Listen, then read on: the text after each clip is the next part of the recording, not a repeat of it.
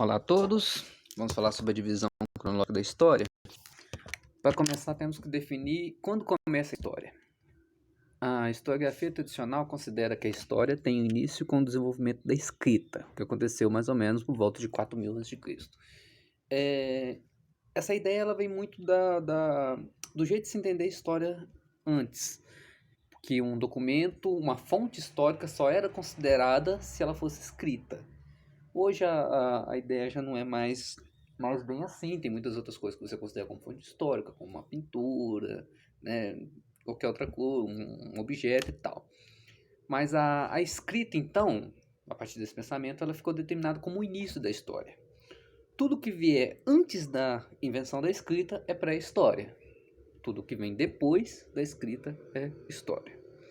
A partir do momento que se tem história, os historiadores dividiram em pequenos blocos, pequenas eras, para poder ficar mais fácil a compreensão. A primeira era que nós temos é a Idade Antiga, é talvez uma das que desperta o maior fascínio, entre 4.000 anos antes de Cristo e 472 depois de Cristo. 4.000 anos antes de Cristo é com a invenção da escrita. É claro que esse número não é um número redondo, ele é fictício, digamos assim, para arredondar. A escrita ela foi inventada por diversos povos diferentes em diversos momentos diferentes. Mas mais ou menos 4.000 anos antes de Cristo é quando a gente tem o primeiro exemplo de uma tentativa de escrita, uma tentativa de passar uma mensagem através do tempo. Mais ou menos ali no Oriente Médio, na Babilônia, aquela região ali. E a Idade Antiga ela vai até 476 depois de Cristo, que é o fim do Império Romano. Ou seja, a Idade Antiga, a Antiguidade, como muita gente também fala, é esse período, são aqueles tempos bíblicos, o início daquelas primeiras civilizações, o Egito, a Mesopotâmia, aquelas civilizações antigas na Índia, na China, a Grécia Antiga, a Roma Antiga. Inclusive, a Antiguidade ela pode ser separada, dividida em Antiguidade Clássica e Antiguidade Oriental. A Antiguidade Clássica é basicamente Grécia e Roma, né, que deu origem mais ou menos ao mundo ocidental, e a Antiguidade Oriental é aquela que deu origem mais ou menos ao mundo oriental, né, Mesopotâmia, Egito Antigo, China Antiga, Índia Antiga e tal. São as civilizações do Crescente Fértil. Aí depois surge o Império Romano. Com o fim do Império Romano, há uma grande mudança e tem origem a Idade Média, que vai durar mais ou menos de 476 a 1453, do fim do Império Romano até a queda de Constantinopla. A Idade Média também é outra era também que desperta bastante atenção de muita gente, aquele período dos cavaleiros, as guerras, duelos de espada, o que mais? O cinema explora muito isso, né? Mais ou menos um período como Game of Thrones, talvez.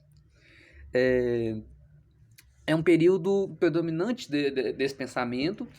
É muito marcante também o sistema feudal, tá? Aquele sistema econômico diferente do capitalismo.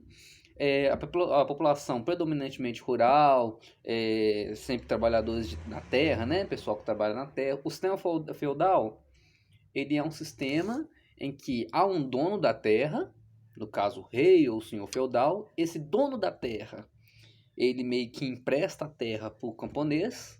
Em troca, o camponês vai trabalhar naquela terra, mas em troca ele vai dar comida, parte dos bens que ele produzir para o senhor feudal. É assim que surgem aqueles reis da Idade Média. Com isso, há um enfraquecimento do comércio, que chegou a ser um pouco mais ativo durante o Império Romano, mas com o fim do Império Romano, há uma ruralização. Isso estamos falando predominantemente da Europa, tá? Há uma ruralização da população, as pessoas fogem das cidades e vão para os campos onde esse fenômeno acontece, que é o sistema feudal.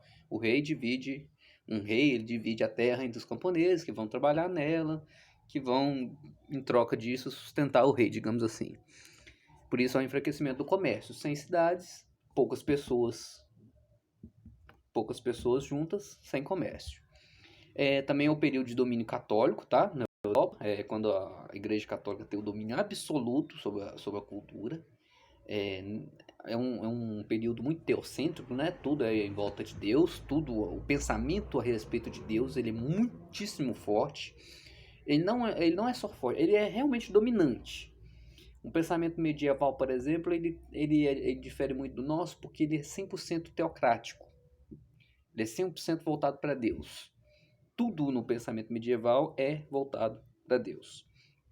Esse domínio é católico na Europa, e por volta ali do século V, VI, VII, VIII começa a surgir o islamismo, né? Na Arábia começa a expandir, mas é mais ou menos por aí. É o domínio católico na Europa e toda essa cultura da Idade Média.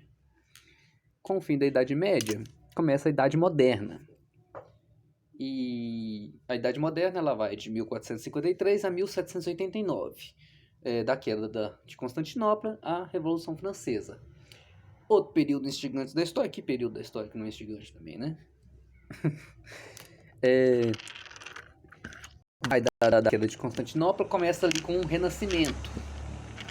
Há uma série de transições na Idade Moderna, transições econômicas e sociais, como a expansão marítima, o Renascimento e o desenvolvimento. Outros que poderia citar, mas vamos pegar os três, como a expansão marítima, né, o descobrimento da América, toda aquela história que todo leigo conhece, né, de Cristóvão Colombo, a busca pelas Índias, aí vem o descobrimento da América, descobrimento do Brasil, aquele contato entre aquela cultura que era meio quase saindo da cultura medieval, aquela cultura entra em contato com povos totalmente desconhecidos até então. Com isso também tem uma ligação muito forte com o Renascimento. O que foi o Renascimento? Por que Renascimento?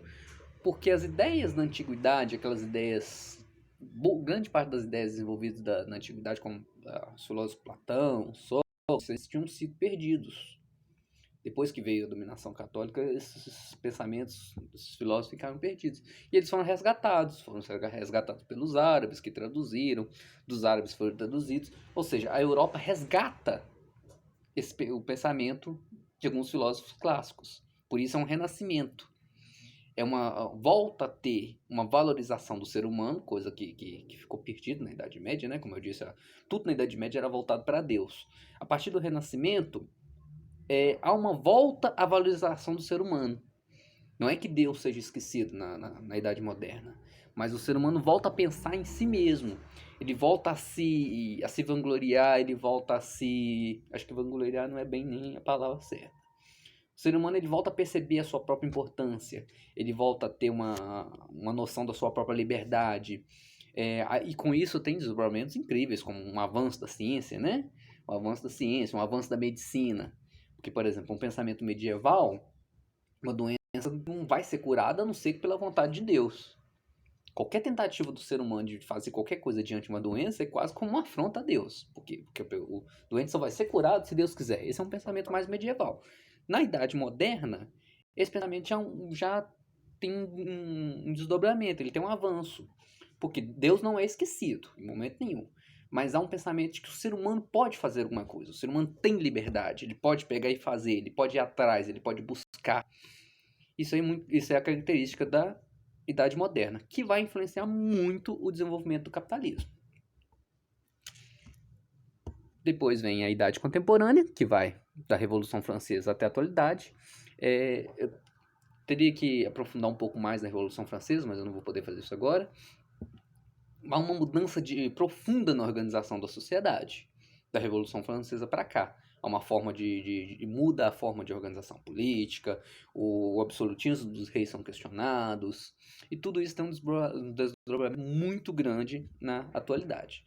E vai incluir a Idade Contemporânea, tudo que vier daí para cá, as guerras mundiais, as filosofias e os pensamentos que regem a vida moderna.